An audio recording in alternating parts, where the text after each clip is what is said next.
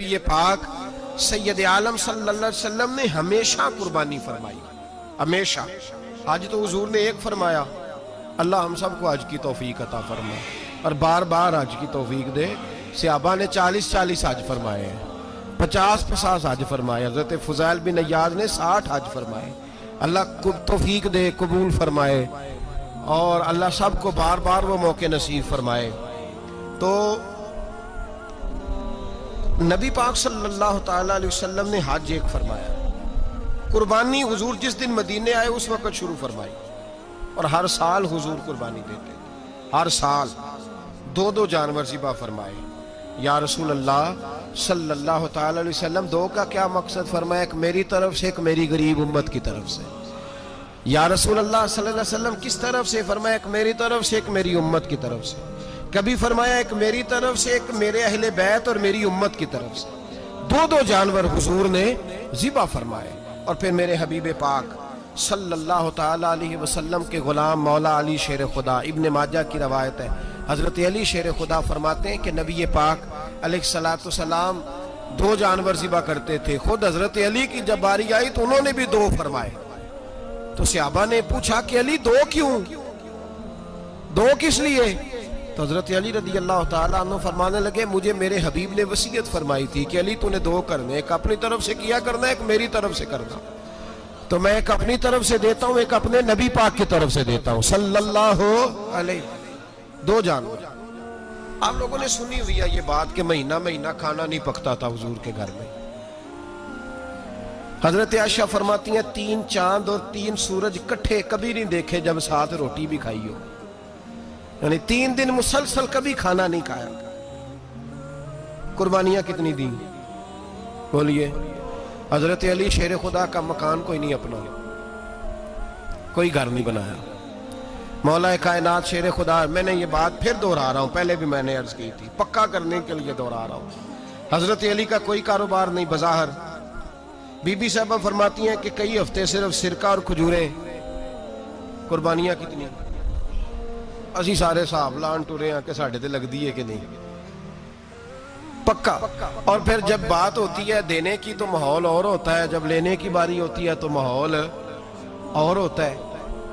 قربانی واجب ہے اس شخص پر جس کے پاس 52.5 تولے چاندی یا 7.5 تولے، لیکن میں 7.5 تولے والا فتویٰ نہیں دیتا، میں 52.5 تولے چاندی والا فتویٰ دیتا ہوں، اس لیے کہ 52.5 تولے چاندی تو شاید تولہ یا 1.5 تولہ سونے کے برابر ہی ہو جائے، ٹھیک ہے نا جی؟ تو 7.5 تولے سونا 50-60 ہزار روپیہ جس آدمی کے اکاؤنٹ میں موجود ہے وہ قربانی کرے۔ بلکہ امام شافعی رحمۃ اللہ علیہ فرمایا کرتے تھے جس نے 3 کمروں کو تالا لگایا ہوا ہے وہ 3 کمرے فارغ ہیں، اس کے کسی کام کے نہیں، ان کی قیمت کا حساب لگائے، چھت پہ سٹور بنا دیا ہے، کوئی مطلب نہیں اس کا، اور جو ویسے رکھی ہوئے ہیں کوئی معنی ہی نہیں کمرے کا، فرماتے تھے حساب لگائے، قربانی کرے۔ رب کریم کی بارگاہ میں دینے کا جب معاملہ آیا تو گول کر گیا کام۔ میرے رسول کائنات سرور عالم صلی اللہ علیہ وسلم کا جب اپنے لیے چیزیں استعمال کرنے کا ماحول ہے تو محبوب پاک علیہ السلام نے مہینہ روٹی نہیں پکائی۔ یہاں جو آدمی ہر جمعرات کو 4 کلو بکرے کا گوشت پکاتا ہے اور ہر تیسرے دن مرغی کا گوشت لاتا ہے، وہ قربانی کی باری آتی ہے تو کہتا ہے میرے پہ لگتی نہیں۔ وہ ٹھیک ہے ابا جی لے آئے، ابا جی کی طرف سے قربانی ہے، اس دفعہ ابا جی کی، اگلی دفعہ اماں جی کی، اس سے اگلی دفعہ دادی جی کی۔ او خدا کے بندو، جس آدمی کے پاس پیسے ہیں پہلے اپنی قربانی واجب ہے۔ میری بات کی سمجھ آ رہی ہے عزیزوں کو؟ جو آدمی صاحب استطاعت ہے پہلے کس کی قربانی کرے گا؟ وہ کمائی کرتا ہے، اس کے اپنے اکاؤنٹ میں تنخواہ آتی ہے، ابا جی کے اکاؤنٹ میں نہیں آتی۔ اس نے اپنا بینک بیلنس چوری بھی رکھا ہوا ابا جی سے۔ پہلے اپنی قربانی کرے، اگر اس کو شوق ہے، دل کرتا ہے تو ایک اور خریدے، پھر ابا جی کی طرف سے کرے۔ اگر اللہ نے توفیق دیا تو ایک اور خریدے، اماں جی کی طرف سے کرے، اور اگر اس کے دل کو اللہ ٹھنڈک عطا کرے، سکون کرے تو پھر اپنے رسول کی طرف سے بھی قربانی دے، پھر اپنے محبوب کی جانب سے بھی قربانی کرے۔ نبی پاک صلی اللہ تعالیٰ علیہ وسلم نے ہر سال 2 قربانیاں دی، 10 سال، کل کتنی ہوگی 10 سالوں میں؟ بولیے۔ اور جب حضور حج کرنے گئے نبی پاک نے 63 اونٹ ذبح فرمائے، ایک اونٹ میں کتنی قربانیاں ہوتی ہیں؟ 63 اونٹ حضور نے ذبح فرمائے. اور حدیث بڑی مزیدار ہے. حضرت ابو ہریرہ رضی اللہ تعالیٰ عنہ فرماتے ہیں کہ جب اونٹ ذبح کرنے کی باری آئی تو ہم سوچ رہے تھے، پریشان تھے کہ یہ تو بڑا مشکل ہے ذبح کرنا، بڑا مشکل ہے، اس کو تو نہر کرنا پڑتا ہے، گرانا پڑتا ہے، باندھنا پڑتا ہے. سب سے مشکل کام اونٹ ذبح کرنا ہے. تو نبی پاک صلی اللہ علیہ وسلم کی تو عادت کریمہ ہے، اپنے ہاتھ سے ذبح کرتے ہیں حضور. وہ ہمارا اللہ خیر کرے، اب اللہ ہی حافظ ہے. ذبح کرنا تو دور کی بات ہے. ہمارا جو بی اے پاس لڑکا ہے نا، اس کو ڈر آتا ہے جانور کے پاس کھڑے ہوتے ہوئے.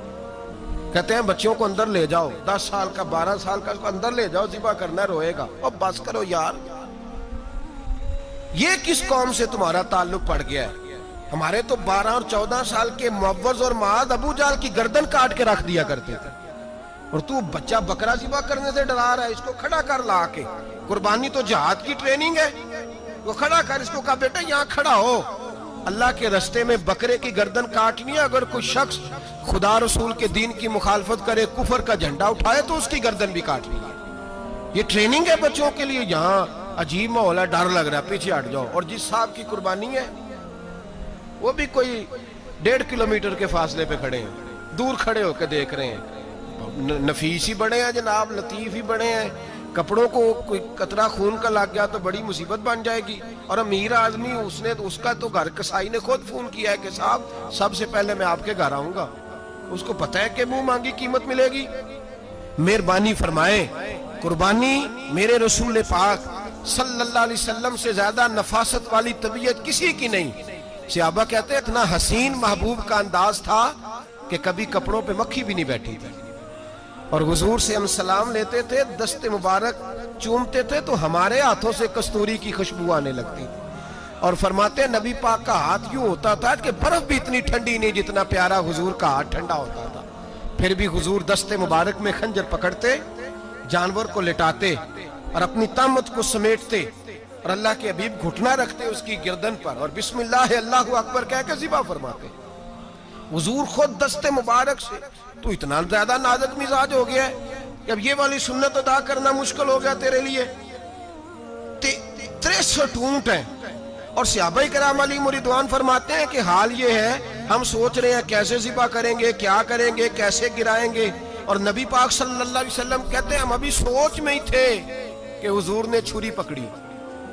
خنجر جب حضور نے اٹھایا تو فرماتے ہیں اونٹ دوڑتا ہوا آیا اور نبی پاک کے سامنے آ کے لیٹ گیا.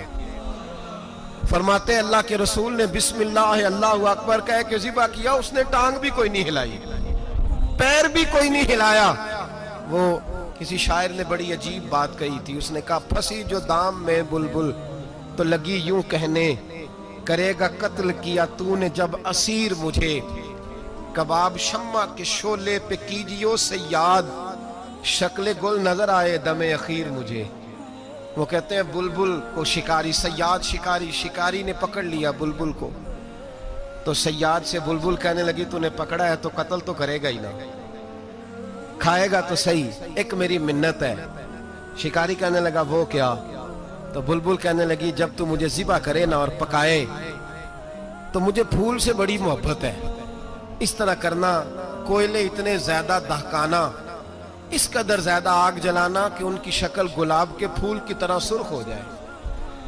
تو جب تو مجھے ان پر جلائے گا تو مجھے تکلیف نہیں ہوگی، اس لیے کہ محبوب کا چہرہ جو سامنے آ جائے گا مجھے تکلیف نہیں ہوگی. پھنسی جو دام میں بلبل تو لگی یوں کہنے، کرے گا قتل کیا تو نے جب اسیر مجھے، کباب شمع کے شولے پہ کیجیو سیاد، او شکل گل نظر آئے دم اخیر مجھے. اعلیٰ حضرت بریلوی علیہ رحمہ فرمایا کرتے تھے، فرماتے تھے بڑی تکلیف ہوگی جب جان نکلے گی. روایتوں میں آتا ہے جس طرح باریک دوپٹہ جھاڑیوں پہ ڈالا جائے، کھینچا جائے تو پھٹ جاتا ہے، یوں تکلیف ہوگی. پر فرمانے لگے رسول اللہ کے غلام کو کوئی تکلیف نہیں ہوگی. حضور کیوں؟ فرمایا اس لیے کہ جب جان نکلنے لگے گی تو سامنے جلوہ وضحاج آ جائے گا. حضور کے جلوے ہوتے رہیں گے تو پتہ ہی نہیں چلے گا جان کیسے نکل گئی. پھنسی جو دام میں بلبل. تو صحابہ فرماتے ہیں کہ اونٹ دوڑتا ہوا آیا، حضور کے سامنے آ کے لیٹا، نبی پاک نے ذبح فرمایا اور فرماتے حد ہو گئی. حضور نے توجہ فرمائی تو دوسرا دوڑتا ہوا آ گیا، تیسرا آ گیا. حضرت ابو ہریرہ فرمایا کرتے اونٹ ایک دوسرے کو دھکے دیتے تھے, پیچھے ہٹ جا, پہلے میں نے جانا ہے, پہلے میں نے جانا ہے. 63 اونٹ وادی مینا میں حج کے موقع پر میرے رسول پاک نے دست مبارک سے ذبح فرمائے. ہر قربانی حضور نے اپنے ہاتھوں سے فرمائی. قربانی واجبات دین میں سے, ضروریات دین میں سے, اور کوئی اتنا لمبا چوڑا مسئلہ نہیں. بہت ساری چیزوں کو خود بخود مشکل کر لیتے ہیں. ٹی وی پہ خبر آتی ہے فیصل آباد کے 2 بیل ہیں, بولو اور ڈولو, پتہ نہیں کتنے من ان کا وزن ہے. ان سے پوچھا جا رہا ہے کہ بولو ڈولو کھاتے کیا ہیں, تو کہتے ہیں بادام کھاتے ہیں, مکھن کھاتے ہیں. یہ جناب پتہ نہیں ان کو دودھ کتنے کلو روز پیتے ہیں, اور بولو ڈولو بیچارے سے خود نہیں چلا جا رہا. لگ ایسے رہ جیسے وہ خود کہہ رہے ہیں مہربانی کرو ہمیں ذبح کر لو, اب تو اٹھا بیٹھا بھی نہیں جا رہا. او خدا کے بندو, دین کی اصل حقیقت کو سمجھو. یہ تو حضور نے فرمایا خوبصورت جانور لاؤ, یہ کس حدیث میں آیا ہے کہ اسے بادام کھلاؤ؟ آج لوگ انسانوں کو روٹی نہیں مل رہی اور جانوروں کو بادام کھلا رہے ہو. کو کرنے اس کے حصے میں جو اللہ نے شے رکھی ہے نا وہ چارہ ہے, اس کو چارہ کھلاؤ اور اچھے طریقے سے پیٹ بھر کے کھلاؤ. جانور کو پیٹ بھر کے چارہ کھلایا جائے تو جتنی اس کی طبیعت ہوتی ہے اس حساب سے وہ صحت مند ہو جاتا ہے. باقی یہ تو آپ کسی شخص کو اتنا کھلا دیں کہ اس کا پیٹ اتنا بڑا ہو جائے, پھول جائے, تو وہ بیچارہ تکلیف میں آئے گا کہ نہیں آئے گا؟ یہ کس قسم کا ماحول ہے؟ ایک بکرا بکا لاہور میں اور سیٹھوں نے شرطیں لگائی ہوئی ہیں, میں 5 لاکھ کا لایا ہوں تو میں 9 لاکھ کا. یہ کیا چکر ہوا؟ مجھے اتنا کھلایا جی اس کو فلاں چیز. یہ کس نے کہا ہے کھلانے کا؟ بادام کھانا کس حدیث میں آیا؟ کس صحابی نے اپنے بکرے کو بادام کھلائے؟ کس نے مکھن کھلایا؟ کس نے پیڑے کھلائے؟ بس کرو, عجیب تماشا لگ گیا ہے. اور یہاں تو اتنی بری حالت ہو گئی ہے کہ عورتیں ناچنے لگی ہیں قربانی کے جانوروں کے آگے, بیبیاں بیچنے لگی ہیں. اللہ کے غضب کو آواز نہ دو. یہ قربانی ہے کہ ہر چیز کا, مذہب کی ہر شے کا مذاق بنا دیا ہے. جس دین نے عورت کی اپنی قربانی بھی ہو تو اس کو ذبح کرنے کی اجازت نہیں دی, مرد ذبح کرے گا. جو دین کہتا ہے کہ عورت ذبح نہیں کرے گی, وہ عورت بیچ سکتی ہے اللہ کے جانور.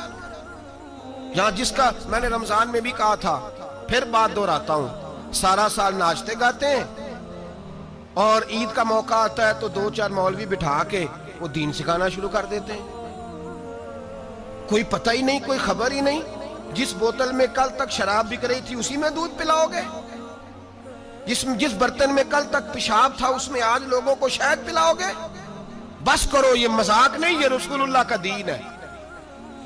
نبی پاک سید عالم صلی اللہ تعالی علیہ وآلہ وسلم نے کوئی ذمہ عورت کے کوئی چیز نہیں لگائی ایسی جس میں اسے مردوں کے ساتھ شامل ہونا پڑے. اور عورت سمجھ ہی نہیں رہی کہ یہ اس کی تذلیل ہے, عزت نہیں. صابن بک رہا ہے تو ساتھ بی بی کھڑی ہے, شیمپو بک رہا ہے تو عورت اس کی جو ہے وہ ایڈ دے رہی ہے. یہ عزت ہے عورت کی؟ رسوا کر دیا تم نے ہر شے میں عورت. اب قربانی کا جانور بھی بی بی بیچے گی؟ غیرت کہاں گئی اس قوم کی؟ میرے رسول پاک سرور دو عالم صلی اللہ تعالی علیہ وسلم کو کسی نے آ کے کہا فلاں قبیلے کے لوگوں نے عورت کو سربراہ بنایا ہے, عورت کو آگے لگا لیا. فرمایا تباہ ہو گئے وہ لوگ, انہوں نے عورتوں کو اپنے آگے پیشوا بنا لیا. جس رب نے عورت کو نبوت نہیں دی, امامت کرنے کا حق نہیں دیا, کس چکر میں لوگ پڑ گئے؟ 5 لاکھ کا جانور کس لیے لائے ہو؟ 5 لاکھ کا تفاخر کے لیے, دکھانے کے لیے؟ تو اگر 50,000 کا 60,000 کا بھی جانور لاتا تو اچھا آ جاتا.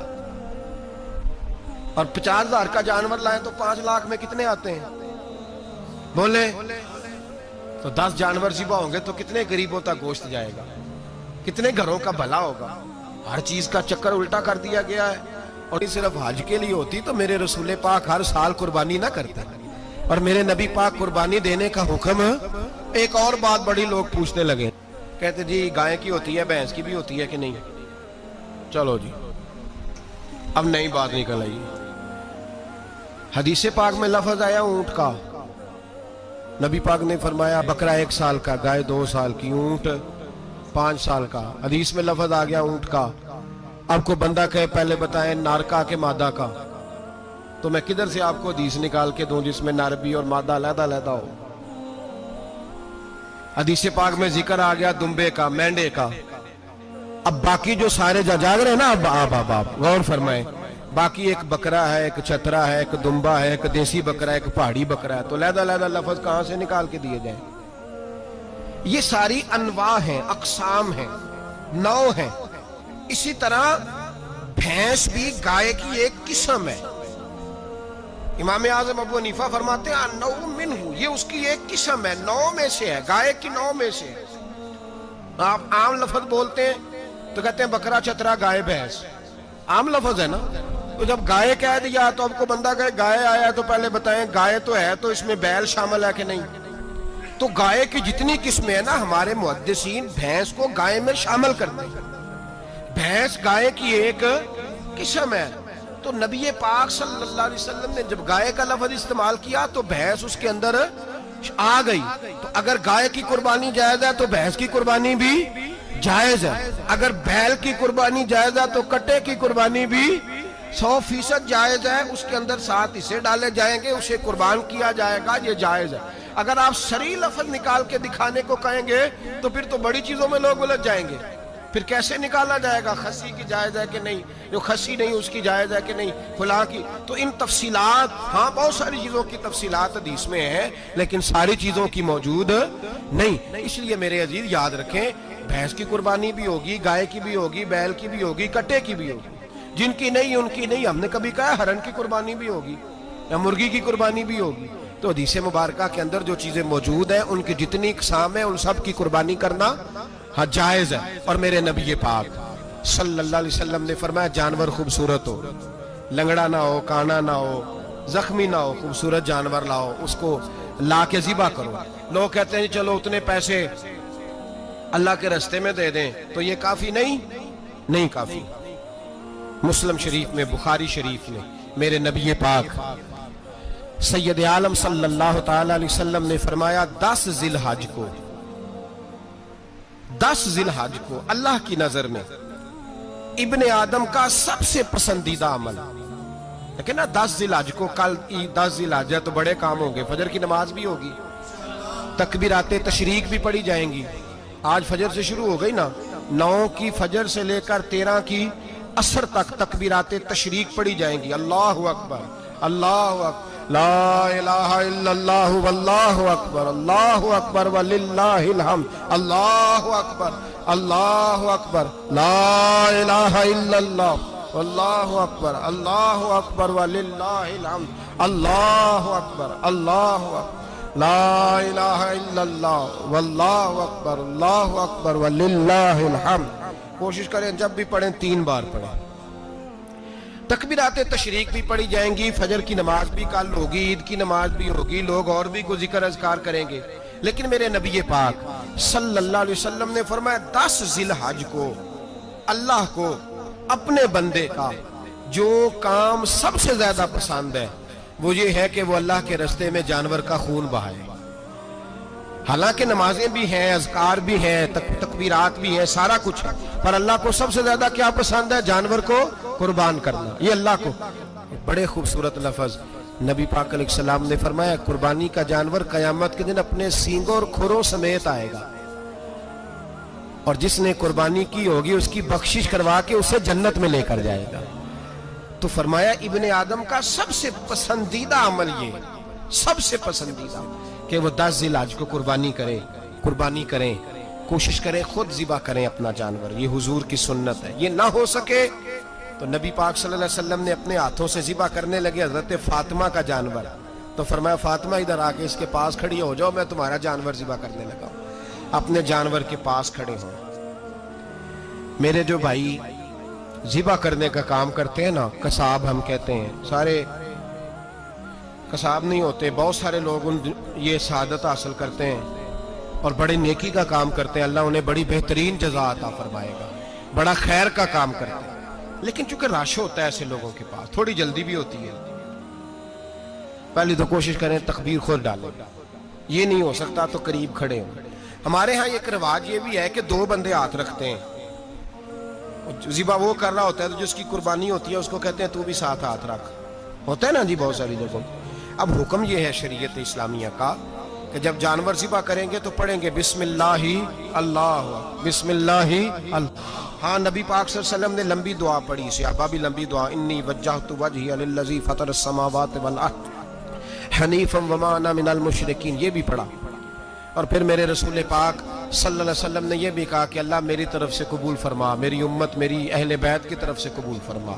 صحابہ جب جانور ذبح کرنے لگتے پہلے یہ دعا پڑھتے، پھر کہتے اللہم تقبل منا کما تقبلت خلیل کا ابراہیم علیہ السلام وتقبلت حبیب کا محمد صلی اللہ علیہ وسلم، اے اللہ ہم سے بھی قبول فرما جیسے تو نے حضرت ابراہیم سے قبول فرمائی اور جیسے اپنے حبیب حضرت محمد صلی اللہ علیہ وسلم سے قبول۔ یہ ساری دعا پڑھیں، اور جب جانور ذبح کرنے لگے تو پھر پڑھیں بسم اللہ اللہ بسم اللہ اللہ۔ اچھا دو آدمیوں نے ہاتھ رکھا ہوا ہے، دو آدمیوں، اب اگر ایک نے بھی نہ پڑھی بسم اللہ اللہ اکبر تو جانور حلال نہیں ہوگا، دونوں کو پڑھنا پڑے گا۔ یہ مسئلہ یاد رکھیں۔ ایک اور بات بھی بتانی ہے آپ کو، وہ بھی آپ نے یاد رکھنی ہے۔ قربانی کے بڑے جانور میں کتنے حصے ہوتے ہیں؟ 7۔ اب 7 حصوں میں 7 کی نیت قربانی کی ہونی چاہیے، 7 کی۔ 6 حصے ڈال گئے، جو چلے تھوڑے سے زیادہ امیر لوگ نہیں تھے، نارمل تھے، انہوں نے 6 حصے ڈال لیے۔ 7واں امیر آدمی تھا، اس کو جا کے کہا یار ایک حصہ نہیں مل رہا، تو چل تو نے تو 2-3 بکرے لیے ہوئے ہیں، تو بھی شامل ہو جا۔ اس نے پہلے تو کہا نہیں یار میں نے اب لے لیا، پھر جب اصرار کیا تو کہا چلو ٹھیک ہے بڑے گوشت کا قیمہ کرا لیں گے۔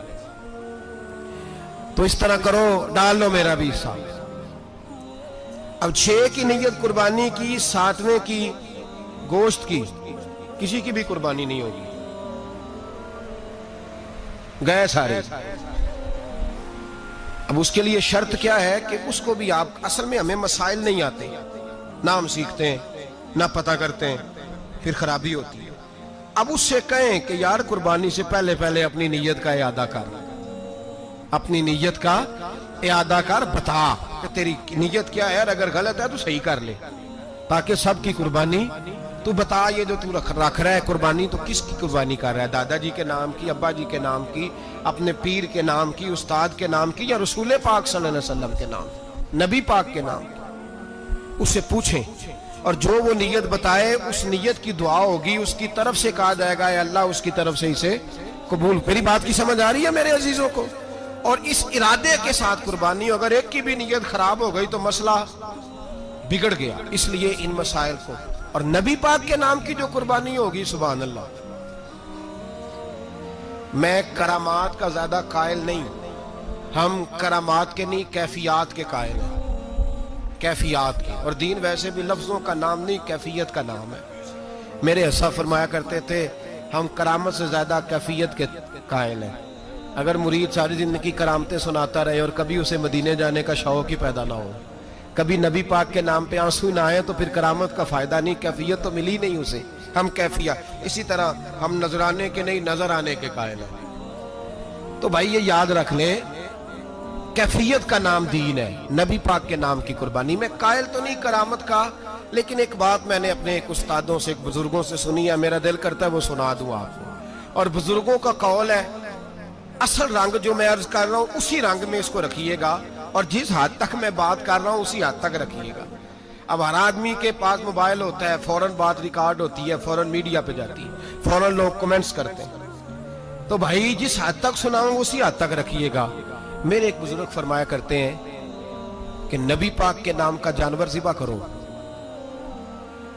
اور وہ گوشت اس آدمی کو کھلاؤ جس کا حافظہ کمزور ہے، اللہ اسے وسیع حافظہ عطا فرمائے گا۔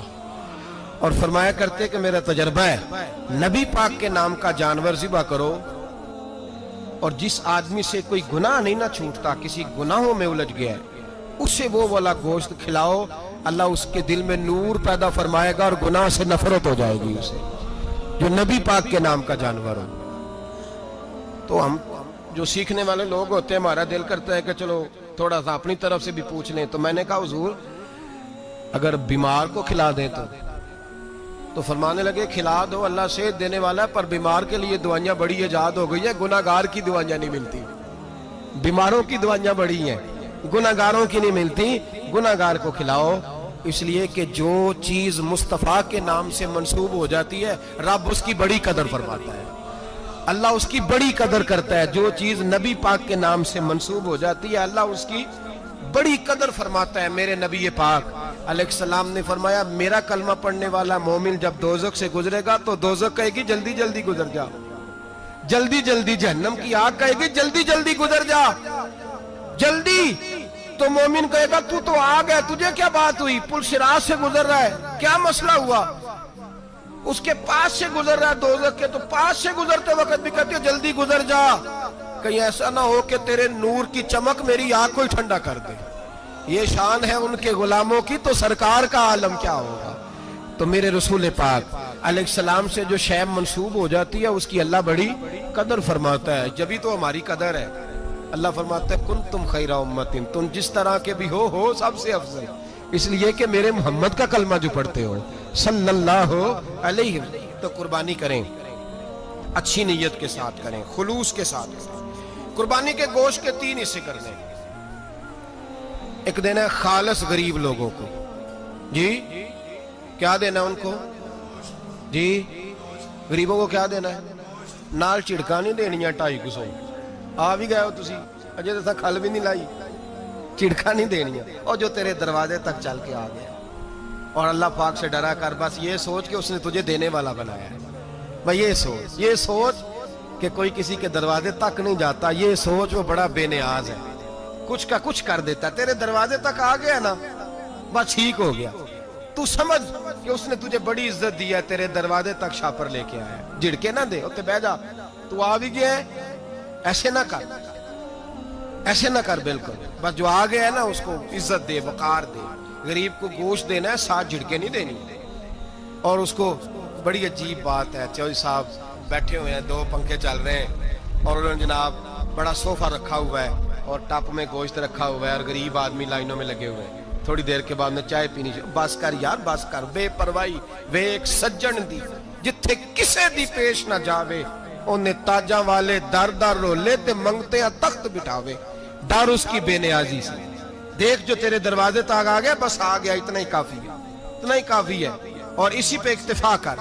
और कसाई से भी मेरी गुजारिश है कि फटाफट जिबा करना है, अगले घर भी जाना है। जानवर में अभी जान होती है तो खलड़ी उतारनी शुरू कर देते हैं, जुल्म है। जिस महबूब ने फरमाया है कि जानवर के सामने जानवर जिबा ना करो, जिन्होंने कहा कि जानवर के सामने छुरी तेज ना करो, उन्होंने तुम्हें कैसे इजाजत मिल गई हो। भाई कुछ नहीं होता, अल्लाह खैर करेगा। और आप भी कसाई की मिन्नत करें, लड़ाई नहीं करें, गुजारिश करें, कहीं जरा ठहर जा यार, 2 मिनट ठहर, ठंडा होने दे, इसे ठंडा होने दे। जिंदा आदमी की खाल उतारें तो कितनी तकलीफ होती है।